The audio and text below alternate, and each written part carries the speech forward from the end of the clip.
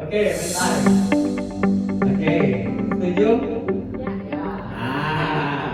Satu ini diambil maka dia jadi 6. Di sini jadi tambah. Ya, jadi salah satu permainan sedikit saja, itu hanya ini saja. Jadi maksudnya gini Bapak Ibu, pembelajaran itu dari semuanya serta-merta selalu diserahkan begitu saja. Ada yang bersimpel begini, tapi kita memotivasi anak untuk lebih kritis. Itu strategi. Adapun yang kita itu sudah disediakan Bapak Ibu. Tenang. Diskusi sama-sama ya. Minimal 3 ya.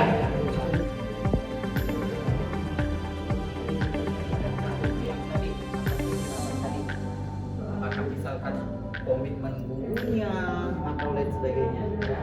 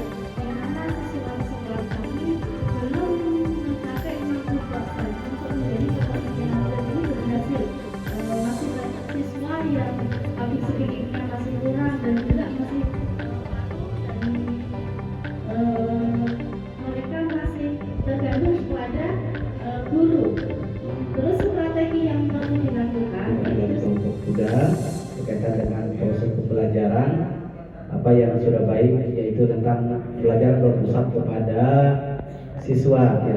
Di sekolah maka strategi dengan moving class di mana anak-anak itu bisa belajar di sekolah atau dibawa keluar. Nah, sehingga yang dilibatkan aktornya itu salah satunya adalah pemangku kepentingan. Di situ bisa masalah dapur urus sendiri ya. Oke. Silakan Pak. Bapak kan belum ngomong dari tadi. Ini memang agak malu-malu. Tapi kan sudah ada? Cukup. Bagaimana Bapak Ibu jelaskan tadi? Belum. Ya sudah ulang ini nomor 2 saja. Lihat orangnya. Ayo, ini tegak sini. Sambil lihat ini ya Bapak Ibu begitu Pak. Adalah arahkan, hampiri, arahkan, tegur, ingatkan. Selalu pada dimana kurikulum merdeka ini adalah kita pembelajarannya adalah berpusat pada peserta didik. Oke. Jadi dimana visi-misi kami udah setahun yang lalu. Jadi dalam hampiri, arahkan, tegur, ingatkan selalu kepada peserta didik itu bukan hanya di dalam pembelajaran, tetapi di dalam dari awal pembelajaran seperti setiap pagi seperti yang kita lakukan pertama. Apa yang Bapak Ibu tuliskan itu adalah langkah-langkahnya mau ngapain. Iya ada Bapak. Tetapi ketika nanti Bapak Ibu kalau ditanya orang atau Bapak Ibu di kegiatan lainnya, strategi apa, judulnya apa, baru ketika mau ini kan kami akan mencoba kayak tadi moving class. Nah moving class ini nantinya siswa akan dibawa belajar keluar. Nah baru kalau yang Bapak Ibu tuliskan tadi beberapa itu kalian Bapak Ibu menceritakan yang akan dilakukan. Tetapi apa nama judulnya itu tadi apa? Ya, contoh tadi ada moving class gitu ya. Kayak tadi di situ ada peningkatan kira-kira yang mana duluan istilahnya yang menjadi prioritas utama kita yang mana? Oke, disilahkan. Dari 3 masalah itu kira-kira dampaknya nanti kalau dia diperbaiki, dampaknya ke yang lain bagaimana? Silakan.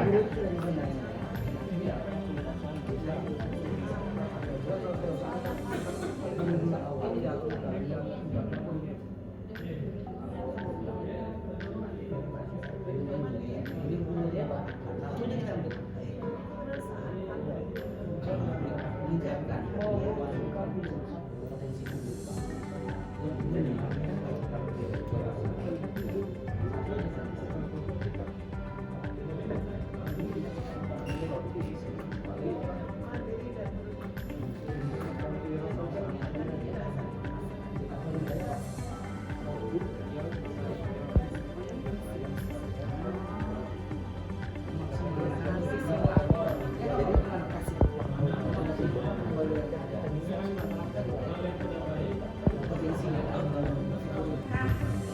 Kalau dilihat dari sisi siswa juga, apa yang bisa kita lihat adalah meningkatnya prestasi siswa. Jadi siswa itu prestasinya meningkatkan apa? Efek dari ada peningkatan kompetensi guru tadi. Jadi kalau boleh ditambahkan, meningkatnya prestasi siswa itu salah satu indikator yang bisa kita lihat dari sisi siswa.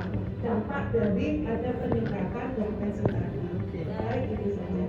Ya, langsung memang ya dampaknya. Tidak ada gunanya istilahnya dia ini apa namanya ilmu pintar tapi tidak ada dampaknya gitu ya. Itu tadi kok terus siswanya apa dampaknya ke siswa gitu itu ya. Terima kasih. Nah, kan kalau begini enak.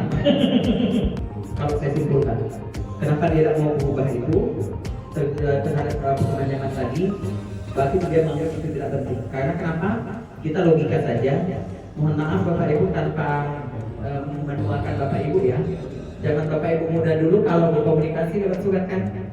Nah, kapan dikirim tidak tahu kalau sudah nikah duluan rupanya. Kalau nyampe itu enggak. Oke.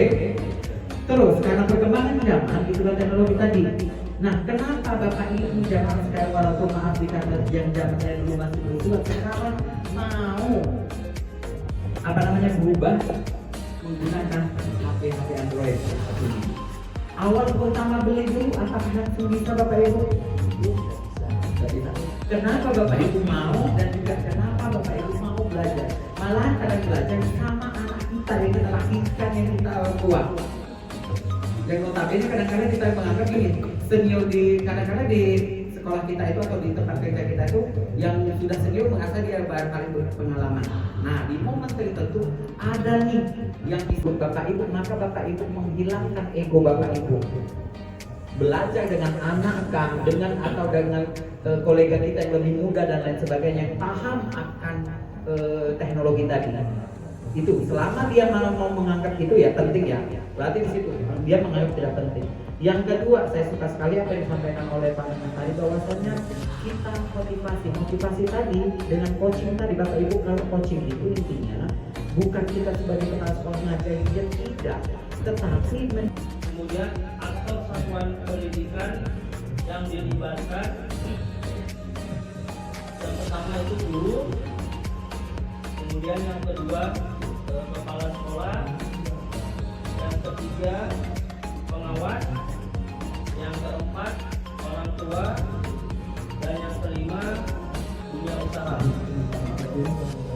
Memang kami menyadari bahwasannya SLB Negeri Tanah Tentung itu adalah SLB yang baru. Kurang lebih 3 tahun berjalan, jadi kalau dilihat dari segi jumlah siswa yang masih terbatas, dilihat dari segi fasilitas sarana prasarannya juga terbatas. Tetapi kami tetap berusaha. is guiding for training. Jadi mengajar adalah membimbing untuk berarti apa yang definisi pribadi saya. Jadi mengajar dan juga saya lebih dan kurang juga saya ucapan kata-kata ya intinya saya ya saya juga komen mahasiswa saya itu kan bapak pedis gitu kan. Mungkin di sini saya juga kadang-kadang lepas kontrol juga Bapak Ibu sudah maafkan dengan Bapak Ibu. Saya ucapkan mohon maaf, tetapi intinya saya tidak untuk mengintimidasi ataupun merendahkan atau mengajarkan Bapak Ibu. Tapi kita di sini kami mengingatkan satu sama lain. Dan juga yang kedua